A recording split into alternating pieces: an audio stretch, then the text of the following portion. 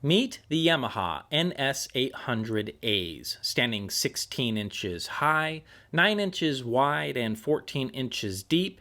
These piano black beauties are a two-way design featuring drivers being marketed as what Yamaha is calling Harmonious Diaphragm. This material is made from a blend of Zylon and spruce, which is actually used in the soundboard of Yamaha pianos and, according to Yamaha, essential for emanating sound. And no, this isn't deja vu, and yes, these bookies are indeed the little brother of the larger 2000A towers that we checked out last year. And I know what you're thinking, Ron, at a price point of 4,800 smackaroos and stiff competition out there in the wild world of hi-fi, do the Yamaha NS-800As stand a fighting chance? And with a warm welcome back to New Record Day, that's exactly what we're going to find out. Before we dive in, this video is being sponsored by Safe & Sound, and while they are not responsible for sending me these speakers, they do carry a huge selection of Yamaha products, including the NS-800As.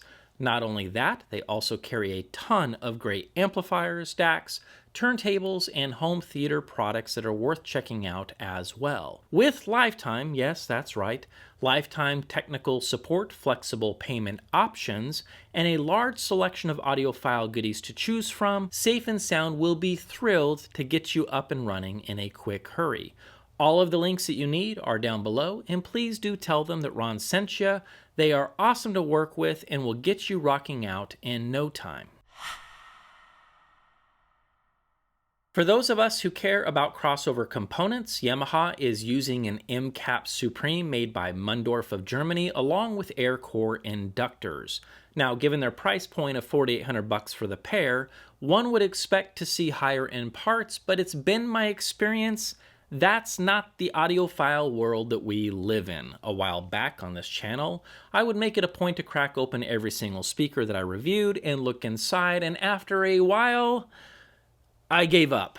The unfortunate truth is this: most companies, especially the larger ones, almost always use the cheapest parts they can get their grubby hands on. So yeah, seeing the boutique parts in both the 2000 and 800A is actually quite refreshing. Also, like the terminals found on their big brother, the 5-way binding posts are indeed cut from solid brass, feel great in the hands, and they do appear to be high quality. Perhaps even more important than speaker terminals, Yamaha's take on resonance control is interesting to say the least.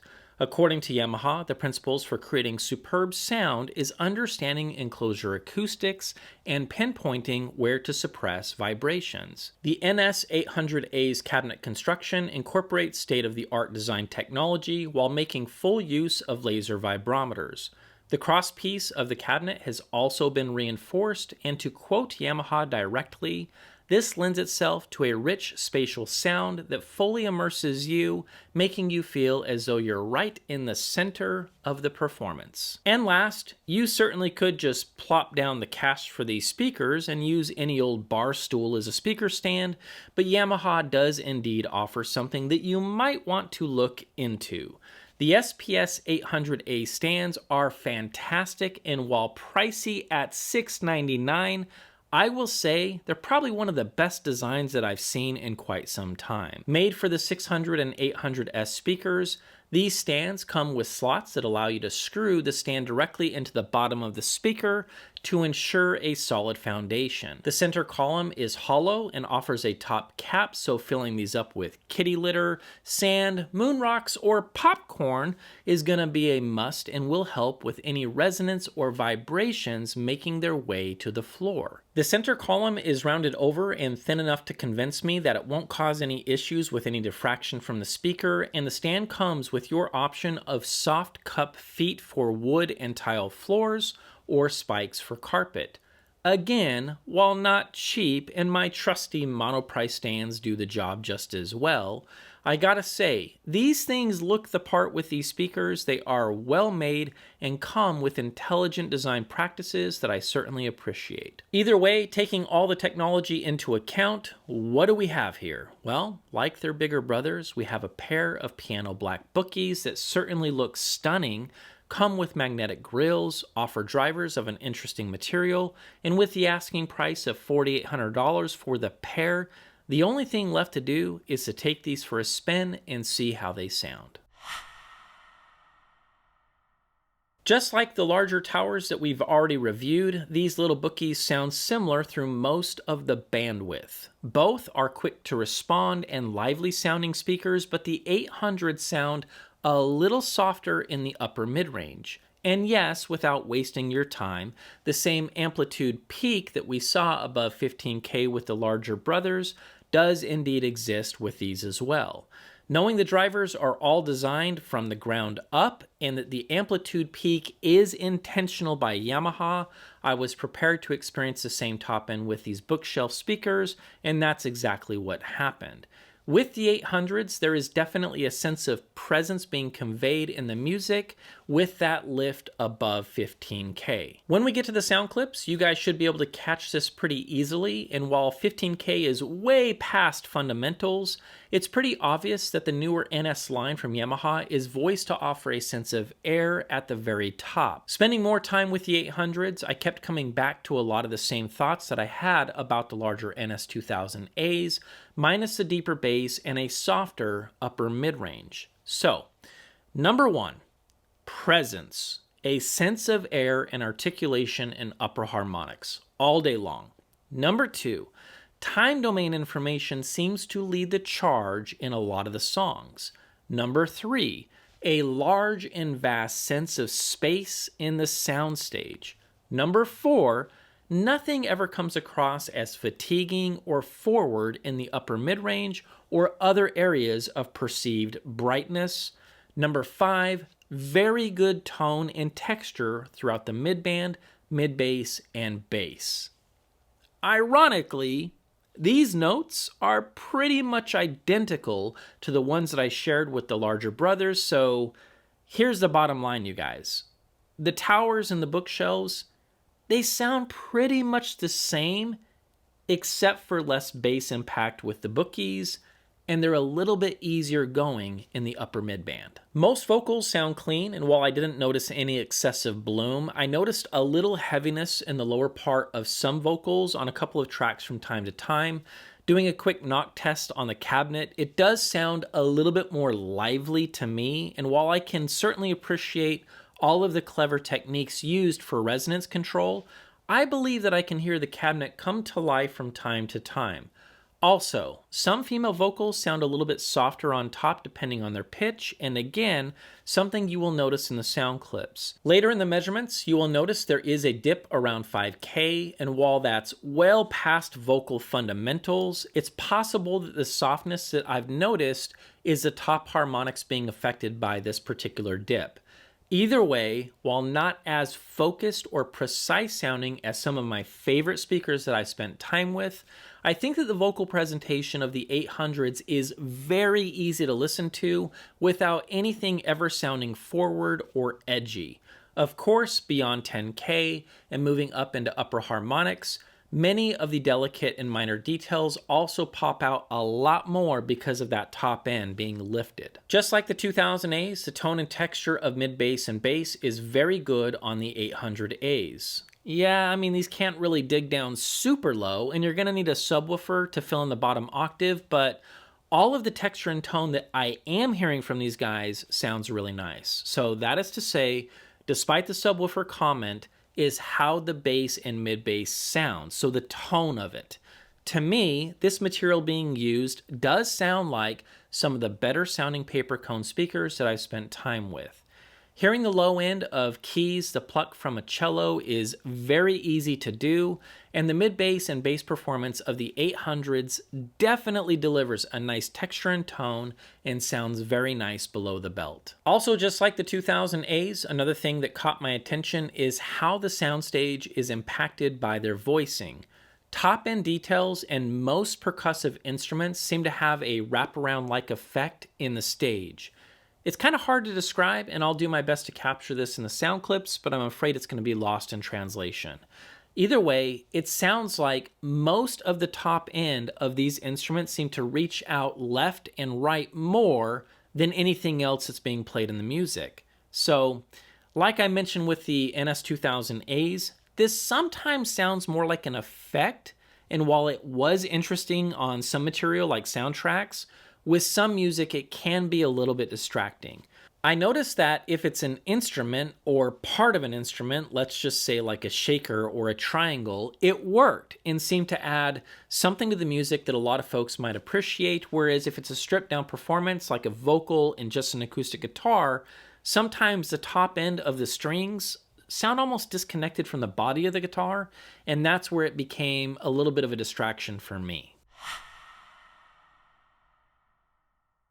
All right, folks, headphones on. The purpose of these clips is to compare the recorded speaker with the reference clip to help determine if there are any deviations that's easy to hear. To my ears, some of the tracks here sound pretty close to the reference clip, but there are a couple of them that sound soft in the upper mid-range, and also in some clips I can hear a little bit more liveliness at the very top and a little bit more emphasis on air or extension. All the clips are recorded using my trusty Earthworks QTC40s and Zoom F8N recorder, and no effects have been added in post. So yeah, let me know what you hear in the comments section down below, and with that, let's go.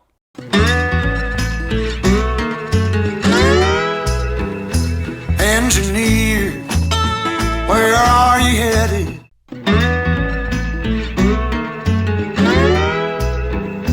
Engineer, where are you headed?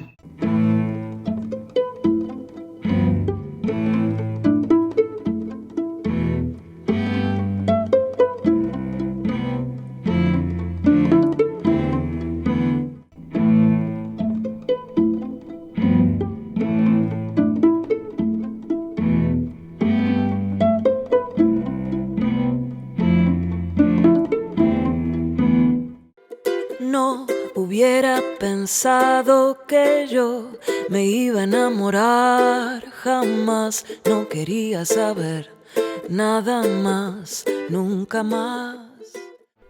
No hubiera pensado que yo me iba a enamorar, jamás no quería saber nada más, nunca más.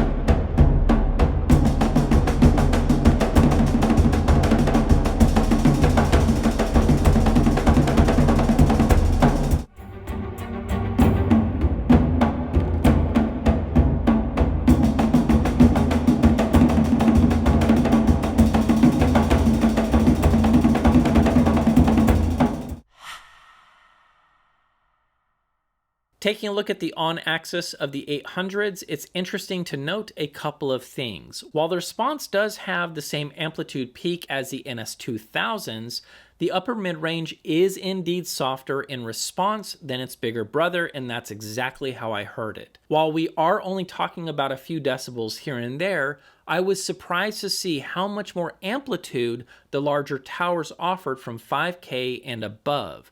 Either way, the 800s are technically a little bit more linear voiced than the towers, and again to my ears sounded just a little bit softer in the upper mid-range.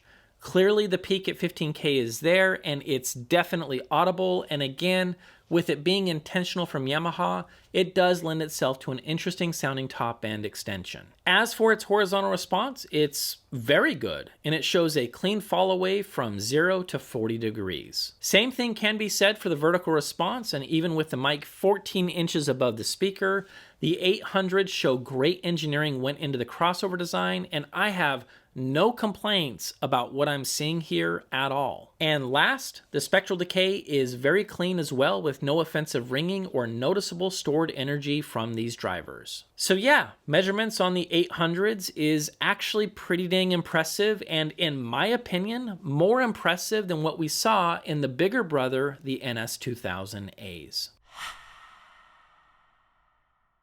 Like the NS-2000As, Yamaha took a risk in intentionally voicing the speaker the way that they did, and I would imagine that risk does come with the chance that some folks might not dig what they decided to do. As for me, I actually like the 800's voicing a little bit more than the 2000As, and it's mostly because the upper mid-range isn't as forward sounding.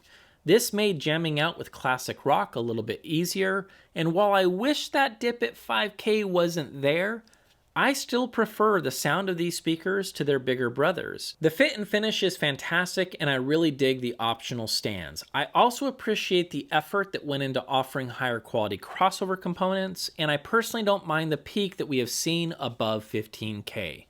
All in all, these are a fine speaker to have on your radar, as long as you are willing to sacrifice a perfectly linear sound in exchange for something with, I don't know, a little more life, a little bit more colorful sounding. So with that, I will see you Yamaha loving audiophiles in the next video.